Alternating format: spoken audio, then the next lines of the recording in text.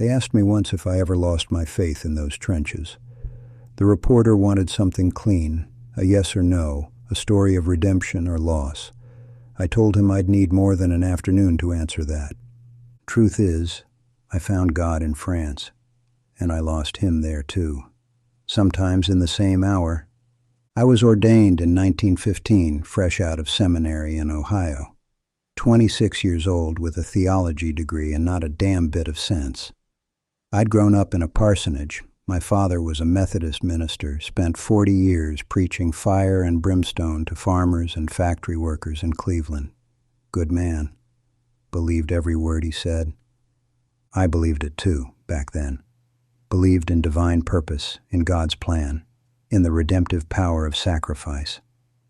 When America entered the war in April 1917, I didn't hesitate. Joined up as a chaplain with the AEF that summer. My father shook my hand at the train station, told me I was doing the Lord's work. "Bring them comfort, son," he said. "Remind them what they're fighting for." I thought I knew what that meant. The troopship over was full of boys singing patriotic songs, talking about whipping the Kaiser, being home by Christmas. I held services on deck, led them in hymns, told them God was watching over them. They believed me because they wanted to, because believing was easier than facing what was coming. We landed at Saint-Nazaire in October, marched north to the training camps. The boys were still optimistic then, still joking, still whole.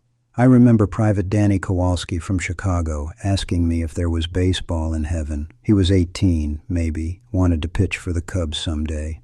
"I figure there's got to be," he said. "What kind of heaven doesn't have baseball?" I told him heaven had everything good, everything pure. Told him not to worry about it because he'd lived to pitch in Wrigley Field himself. They put us in the line in November, sent to a quiet sector near Luneville to get us used to trench warfare. Quiet sector meant only a few shells a day, only occasional sniper fire, only a few boys dying instead of dozens. The chaplain I replaced, Father Murphy, Catholic priest from Boston, he met me at battalion headquarters. Looked about 60, but was probably 40. Eyes like burned-out houses. "You'll want to hold services," he said. "The men appreciate it. But don't make promises you can't keep." He touched my shoulder as he left. "And chaplain, bring a shovel. You'll be burying more than you're preaching." I didn't understand. Not yet. My first service was in a reserve trench, 300 yards behind the front line. Sunday morning, November 18th, 1917. Cold enough to see your breath, mud frozen in peaks like gray waves. I'd brought a portable altar, a wooden board that folded out, held my Bible and cross. Set it up on some ammunition crates. About 30 boys gathered, more than I expected. They came in groups, quiet, taking off their helmets, some kneeling in the mud. I started with a hymn. "Abide with me." The boys knew it, sang along in rough voices. The sound was strange in that place. Human voices rising up from the earth, trying to reach heaven past the barbed wire and broken trees. Then I read from Psalm 23. "The Lord is my shepherd, I shall not want." A shell landed somewhere to our left, not close but close enough to feel it in your chest. Some of the boys flinched. I kept reading. "He maketh me to lie down in green pastures. He leadeth me beside the still waters." I looked up at the trench walls, the mud, the duckboards slick with filth. No green pastures here, no still waters. Just this frozen hell. He restoreth my soul. Did he? Could he? I pushed the thought down and kept reading. My sermon was about courage and faith, about trusting in God's protection, about the righteousness of our cause. The same sermon I'd practiced a dozen times stateside. The words felt hollow in my mouth, but I said them anyway because what else did I have to offer these boys? Private Kowalski, the kid who wanted to pitch for the Cubs, he came up after, shook my hand. "Thanks, chaplain." My ma would be glad to know I'm still going to church. You write her and tell her, I said. I will. He was dead by Tuesday. Sniper got him during stand 2, one bullet right through the eye. They brought him to me, and I said words over his body that I'd memorized in seminary. Words about eternal rest and resurrection. His face was half gone, but I could still see that boyish hope in what remained. I wrote his mother, told her Danny died instantly, didn't suffer, had attended church services just days before. Told her he was in God's hands now. I didn't tell her that he'd been lying in the mud for 6 hours before they could retrieve him, that the rats had gotten to him, that when I blessed his body, I had to fight the urge to vomit. That night, alone in my dugout, I tried to pray. The words wouldn't come, just sat there with my Bible open, staring at the pages by candlelight, listening to the distant rumble of artillery. He restoreth my soul. I needed to believe that, for Danny, for all of them, for myself. By December, I'd developed a routine. Sunday services when possible, daily prayers at dawn, last rites for the dying, letters to families, the work of ministering to souls in wartime. But there was other work too. The work nobody tells you about in seminary. Carrying stretchers because we needed every hand. Digging graves in frozen ground. Holding boys while the medics amputated limbs without enough morphine. Lying to dying 18-year-olds that their wounds weren't that bad, that they'd be fine, that God had a plan. Always lying, always. I held services wherever I could, in reserved trenches, in dugouts, once in a shell crater during a lull in the shelling. The boys came when they could, sat in the mud, sang hymns with gas masks hanging around their necks, ready to die or worship, whichever came first. The sermons got harder to write. How do you preach about a loving God to boys living like animals? How do you talk about divine purpose when you're standing knee-deep in mud mixed with human remains? I tried different approaches, talked about sacrifice, about Jesus suffering on the cross, about how their pain meant something. The boys nodded along, but I could see it in their eyes. They didn't believe me. They were just being polite. Corporal James Henderson from Maine, he came to me one night in January, Presbyterian, 23 years old, college educated. He'd been in the line for 2 months. Chaplain, can I ask you something? Of course. Do you think God is here? In this place? I opened my mouth to give him the answer I was supposed to give. That God is everywhere. That even in darkness his light shines. That we must have faith. But the words stuck in my throat. We were sitting in a dugout. Outside it was raining, cold, miserable rain that turned the trenches into rivers of liquid mud. The rats were everywhere, fat from feeding on corpses. You could hear them scratching in the walls. I don't know, I said finally. I want to believe he is. I need to believe he is. James looked at me for a long moment. You know what the worst part is, Chaplain? It's not the shells or the machine guns or even dying. It's that none of this matters. We take a trench, they take it back. We lose 100 boys for 50 yards of mud, then lose it again next week. Where's God in that? Where's the purpose? I didn't have an answer. Still don't. He died 3 days later, gas attack. Chlorine. I held his hand while he drowned in his own lungs, his lips turning blue, eyes bulging in terror. He couldn't speak, but he gripped my hand so hard I thought he'd break it. I prayed over him. Not the formal prayers, just talking to God, begging him to make it stop, to take James quickly, to show some mercy. God didn't answer. James took 40 minutes to die. I buried him myself, said the words, ashes to ashes, dust to dust. Threw frozen mud on his blanket-wrapped body, wrote his parents that he died bravely, defending freedom, safe in the knowledge of God's love. More lies, necessary lies. That night I got drunk for the first time in my life. Found a bottle of cognac some French soldier had left behind. Drank until the walls stopped closing in. Until I couldn't hear James gasping anymore. Until I couldn't think. Major Williams found me passed out in my dugout the next morning. "Rough night, Chaplain?" "They all are," I said. He nodded, didn't report it. Everyone understood. Even God's representative needed to forget sometimes. Easter Sunday, 1918, March 31st. We were in a support trench near Chaplain, getting ready to move up to the front.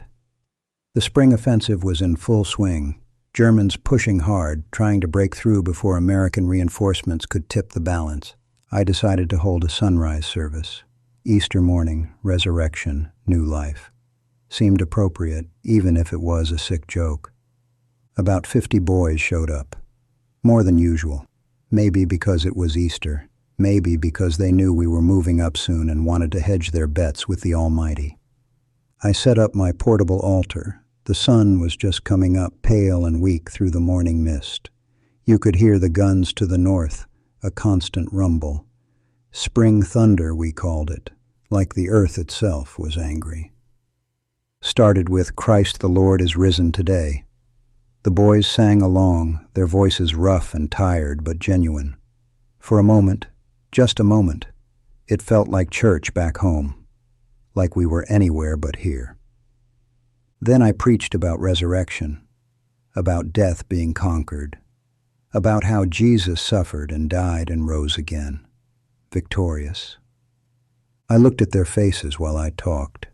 Boys with hollow eyes and mud-stained uniforms.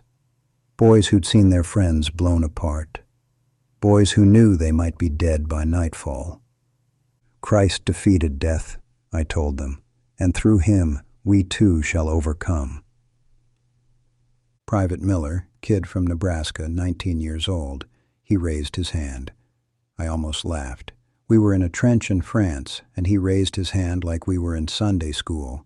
"Yes, son?"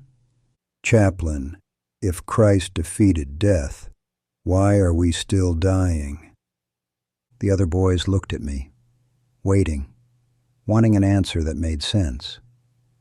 I could have given them theology, could have talked about spiritual death versus physical death, about eternal life, about faith and mystery, could have hidden behind doctrine like I'd been trained to do. Instead, I told the truth. "I don't know," I said. "I don't know why God allows this. I don't know why good boys die in mud while the men who started this war sleep in comfortable beds. I don't know why prayer doesn't stop bullets or why faith doesn't cure gas burns." The silence was complete. Even the guns seemed to pause.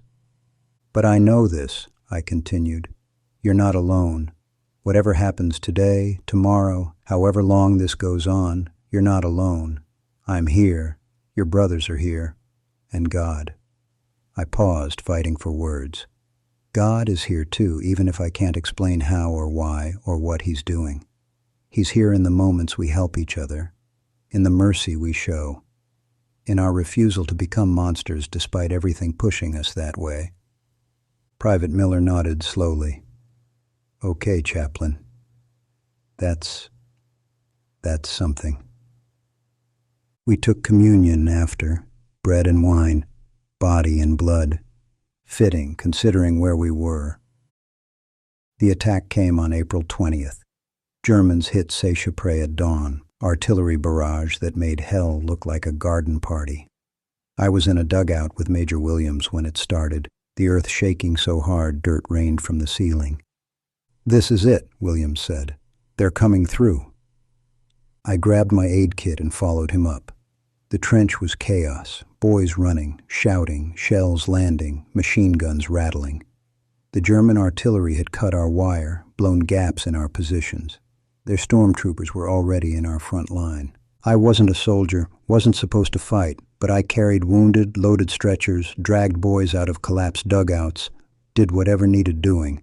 That's when I found Sergeant O'Brien from Brooklyn. He'd been hit by shrapnel, stomach torn open, intestines visible. He was conscious, which was the worst thing. Conscious and screaming. "Chaplain! Chaplain, help me!"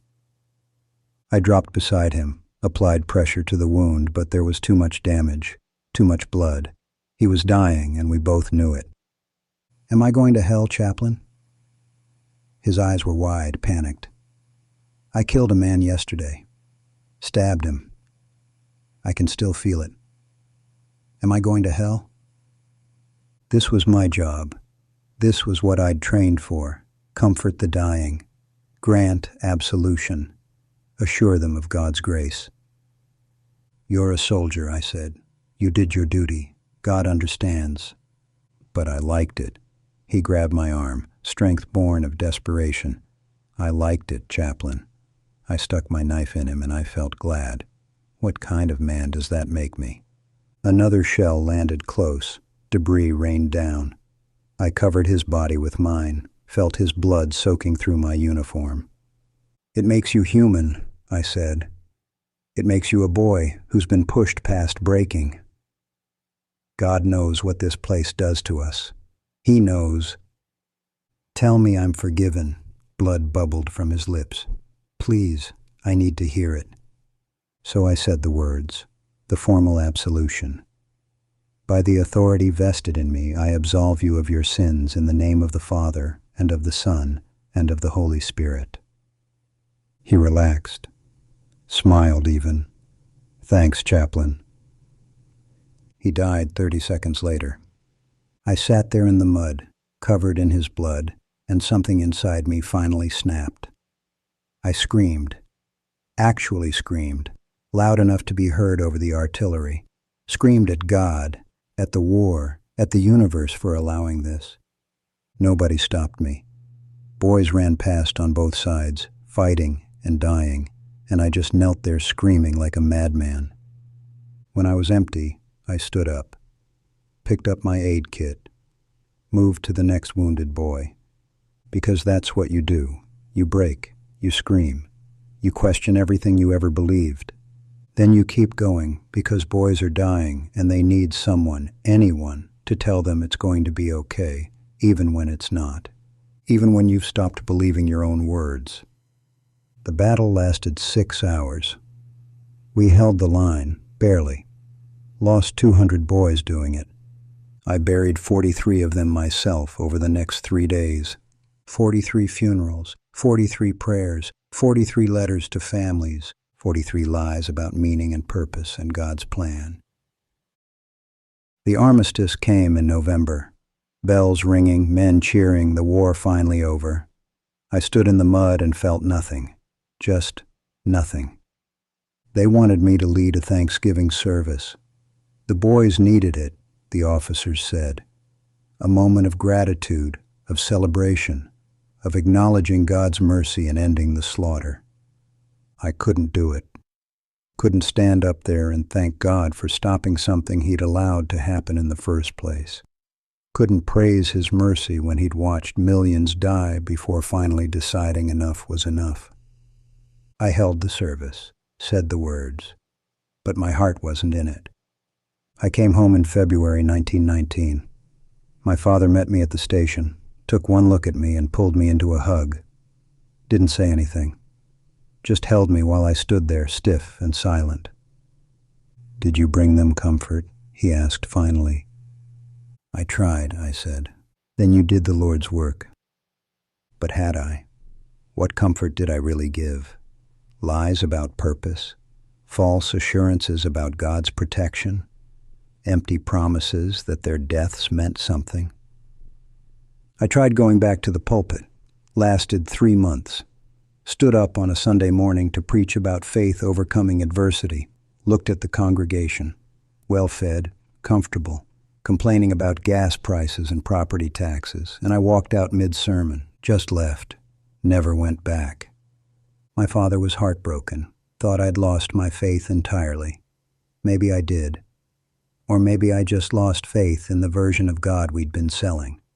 The benevolent father figure who has everything under control, who works all things for good, who rewards the faithful and punishes the wicked.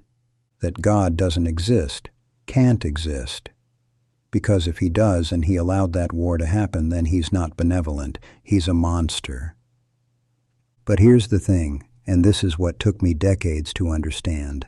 I did see God in those trenches, not in the sermons or the prayers or the theology, in the boys themselves.